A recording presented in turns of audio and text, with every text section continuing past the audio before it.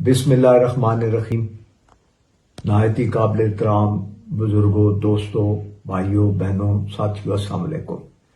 میں آج آپ کو اس ویڈیو کے ذریعے صرف دو چیزیں بتانا چاہتا ہوں۔ ایک تو پولنگ والے دن اچھے تگڑے پولنگ ایجنٹ ہونے چاہیے، اور جب پولنگ ایجنٹ جائیں تو اپنا جو لیٹر آف اتھارٹی لیٹر ہے وہ اس کی کاپی پریزائڈنگ آفیسر کو پریزنٹ کریں، وہاں بیٹھ جائیں، اور آپ اپنے ساتھ جو آپ کے دوسرے پولنگ ایجنٹس ہیں، جس میں جمعیت علماء اسلام کے ہیں، جماعت اسلامی کے ہیں، ٹی ایل پی کے ہیں، پیپلز پارٹی کے ہیں، ان کے ساتھ بھی آپ کی کوارڈینیشن ہونی چاہیے، اور سب مل کر، اگر کوئی خدا نخواستہ تاندی کرنے کی کوشش کرتا ہے، مل کر مقابلہ بھی کریں اور تاندی نہ ہونے دیں۔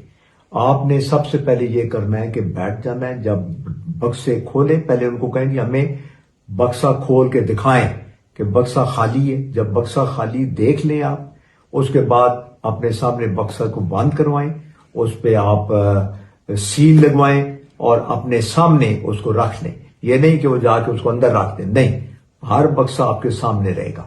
اور پھر جب وہ کاپیاں نکالتے ہیں بیلٹ کی، تو یہ نہیں کہ ایک دم وہ آپ کو کہے جی سارے 4 کاپیوں کے اکٹھے سائن کر، نہیں، ہر کاپی کا آپ نے علیحدہ نمبر چیک کرنا ہے، 1 سے لے کر 100 تک سائن کر دیں۔ جب وہ کاپی ختم ہو جائے پھر دوسری کاپی اس کا سائن کریں، پھر تیسری کاپی۔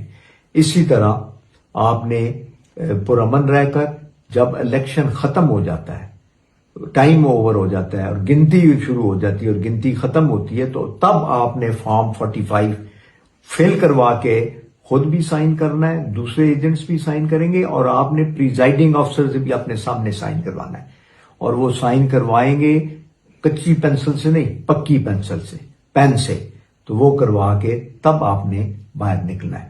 کوشش کریں کہ بالکل پرامن رہیں، کوئی کسی کے ساتھ زیادتی نہیں ہونی چاہیے، اور سارے جو دوسرے آپ کے ساتھ دوسری پارٹیوں کے ایجنٹس ہوں گے ان کے ساتھ بھی پوری کوارڈینیشن رکھیں۔